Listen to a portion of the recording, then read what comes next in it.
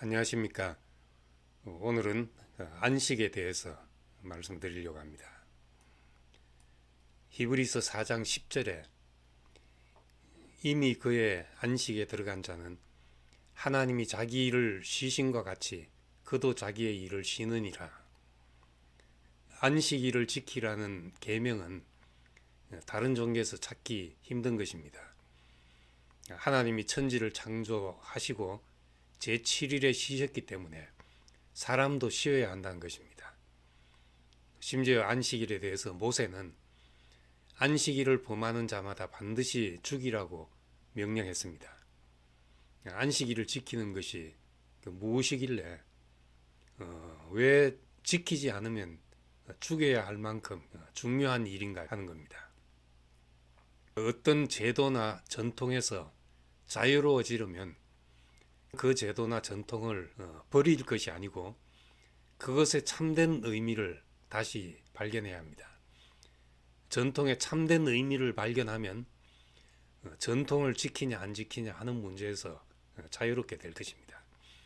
그런 면에서 안식의 참된 의미를 재발견하는 것은 참 중요한 문제입니다.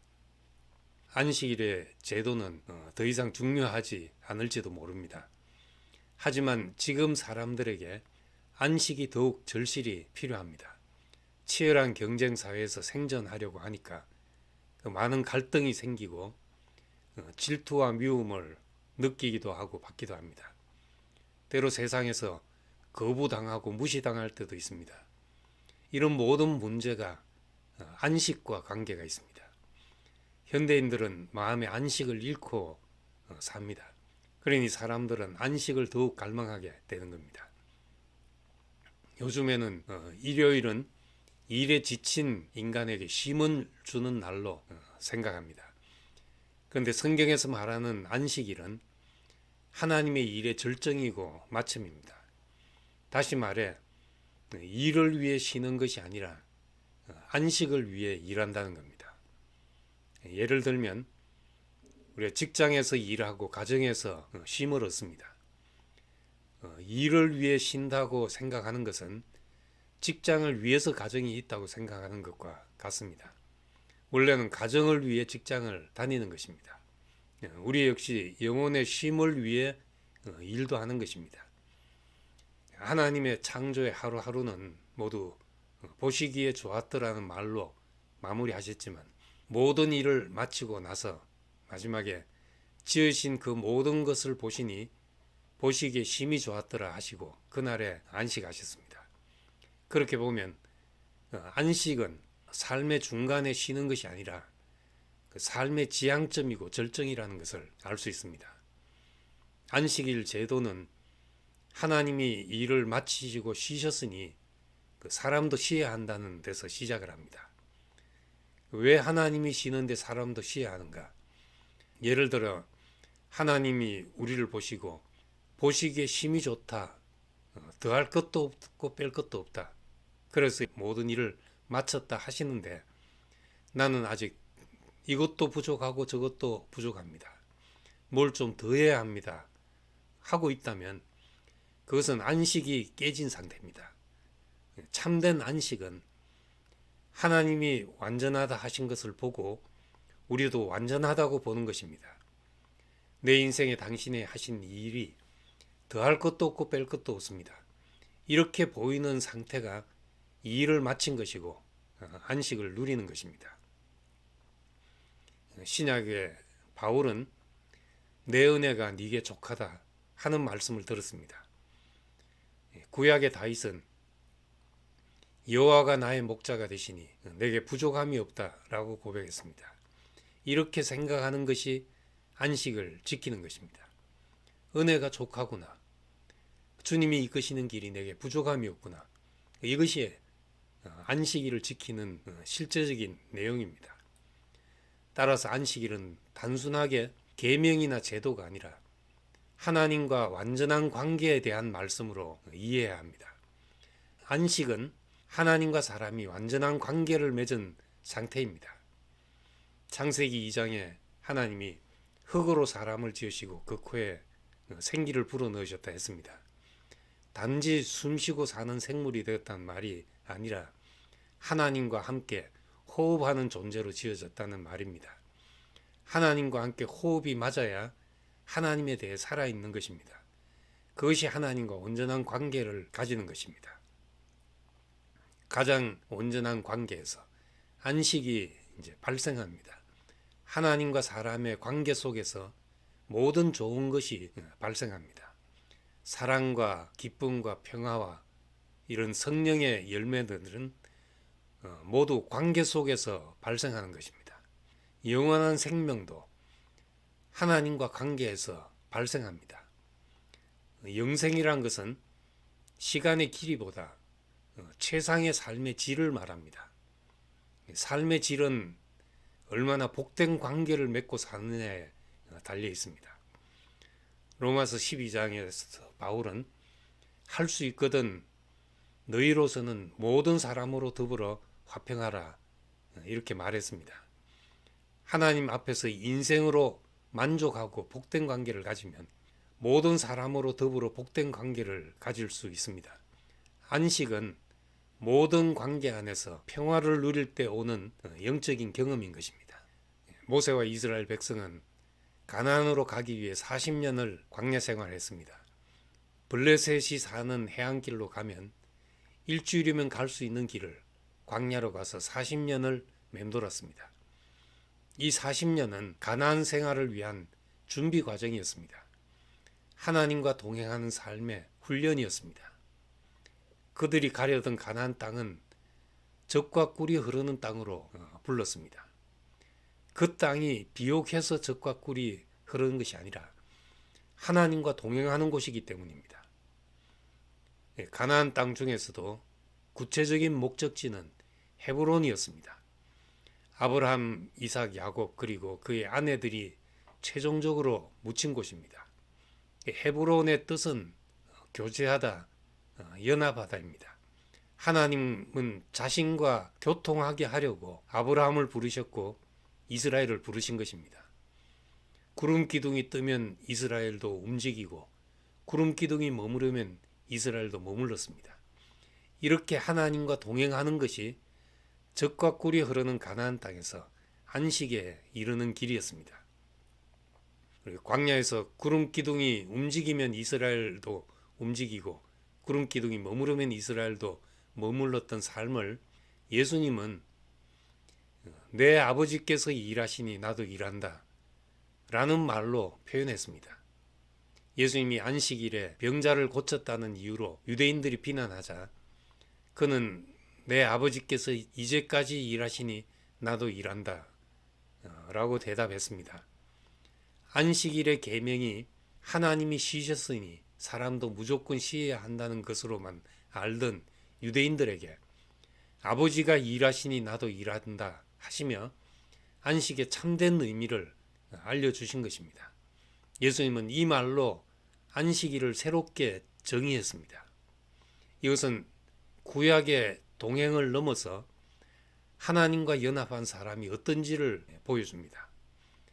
아담의 갈비뼈에서 나온 하와처럼 아버지의 품속에서 나온 사람 예수는 하나님과 함께 일하는 배필이 어떤 사람인지를 말해줍니다.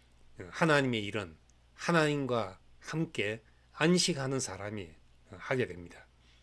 이 사람은 일하고 있지만 안식하는 사람입니다. 일을 해도 이마에 땀이 나지 않는 사람입니다. 일을 하지만 자기 일을 하는 것이 아니기 때문에 오른손이 한 일을 왼손이 모르는 사람이 됩니다. 그래서 안식 안에서는 우리의 모든 수고로움이 거치는 것입니다. 예수님은 이어서 수고하고 무거운 짐진 자들아 다 내게로 오라 내가 너희를 쉬게 하리라 말씀했습니다. 여기서 수고하고 무거운 짐은 율법의 짐을 말합니다. 율법 안에서 의롭게 되려 하는 사람은 수고로울 수밖에 없습니다. 무엇을 성취해서 개인의 존재감을 가지려 할 때는 어떤 일도 무거운 짐이 됩니다. 예수님은 자신의 제자들이 아버지가 일하시니 나도 일한다 하는 마음을 가지고 모든 무거운 짐을 벗기를 원하셨습니다. 겟세마네 동산에서 예수님은 마음이 심히 고민이 되어 죽게 되어서 제자들에게 함께 기도하자 요청했습니다. 예수님은 땀이 땅에 떨어지는 핏방울 같이 되었지만 제자들은 예수의 기도에 동참이 되지 않아서 자고 있었습니다. 아직도 자느냐, 아직도 자느냐, 이제 깨우시다가 마지막에는 이제는 자고 쉬라, 이렇게 말씀했습니다. 이 말씀은 아직도 자고 있느냐로 번역된 곳도 있지만은 이제는 자고 쉬라는 말씀이 제게는 더 깊게 와닿았습니다. 죽음 앞에서 제자들에 대한 모든 요구를 끝내셨던 겁니다. 안식에 들어간 사람은 다른 사람에 대한 모든 요구가 끝납니다. 요구가 끝난 사람은 자신도 안식에 들어갈 뿐만 아니라 관계된 모든 사람들 역시 안식을 누리게 합니다. 그래서 로마서 10장 4절에 그리스도는 율법의 마침이 되셨다고 하셨습니다. 하나님이 사람에 대한 모든 요구를 끝내셨단 말입니다. 그리스도 안에서 하나님은 안식을 이루신 것입니다. 영화를 만들 때 오버랩 기법이 있습니다. 하나의 화면이 끝나기 전에 다음 화면이 겹치면서 앞의 화면이 점차 사라지게 하는 기법입니다. 그렇게 해서 두 장면의 의미를 연결시키는 겁니다. 구약과 신약 성경은 많은 부분 오버랩되어 있습니다. 예수의 죽음을 유월절 어린 양과 오버랩시켜서 유월절 어린 양이신 예수, 이렇게 말하고 있습니다. 창세기 2장에 아담을 깊이 잠들게 하시고 갈빗뼈를 취해서 하와를 만드신 것처럼 예수의 죽으심으로 교회가 탄생한 것이 역시 오버랩되어 해석할 수가 있습니다. 또 이제 예수님은 예루살렘에서 생애 마지막 일주일을 보내시고 금요일 제9시의 죽음을 맞이하게 됐고 안식일이 지난 첫날 일요일에 부활을 맞았습니다. 유대인의 안식일은 금요일 저녁부터 토요일 저녁까지입니다. 예수께서 죽어 무덤에 계신 시간이 안식일과 겹쳐 있습니다. 안식일 기간이 예수의 무덤에서 계셨던 시간이라는 것을 우리는 한번 깊이 생각해 볼 일입니다. 요한복음에는 예수님이 마지막 다 이루었다 하고 숨을 거두셨습니다. 다 이루었다. 이 말은 다 끝났다 하는 말입니다. 모든 것이 끝난 그 시간이 안식에 들어간 시간이었습니다. 예수의 죽음과 안식과 부활은 우리의 경험 안에서 보면 다 겹쳐지고 연결된 사건입니다. 예수 이후 제자들은 안식일의 의미를 다시 발견했습니다. 히브리서 기자는 안식은 하나님이 자기 일을 쉬신 같이 자기 일을 쉬는 것이라고 했습니다.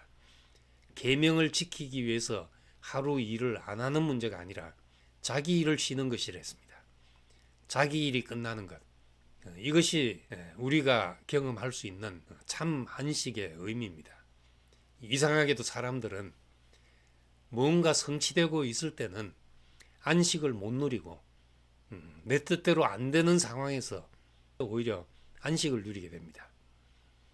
제 삶에서도 힘든 시간을 되돌아보면 하나님이 쉬실 때 나는 뭔가 하려고 일을 도모하고 있었습니다. 안식을 깨뜨리고 있었던 것입니다. 시간이 지나서야 하나님이 쉬실 때 나도 쉬는 것이 얼마나 중요한 것인지 알게 됐습니다. 사람에게 발생하는 많은 문제는 자기 일을 도모하고 있기 때문입니다. 인간관계에서 겪는 아픔도 보다 근원적으로 들여다보면 자기 일을 쉬지 못해서 그렇다고 할 수 있습니다. 교회에서 하나님의 일을 하는데 왜 내 안에 이렇게 생각이 많고 시끄러운가? 명분은 교회의 일이고 하나님의 일이지만 그 속에 자기 일이 있어서 그렇습니다. 자기 야망을 소명으로 착각하고 사는 경우가 허다합니다. 하나님이 자기 일을 쉬신과 같이 자기 일을 쉬는 사람은 분주함이 없습니다.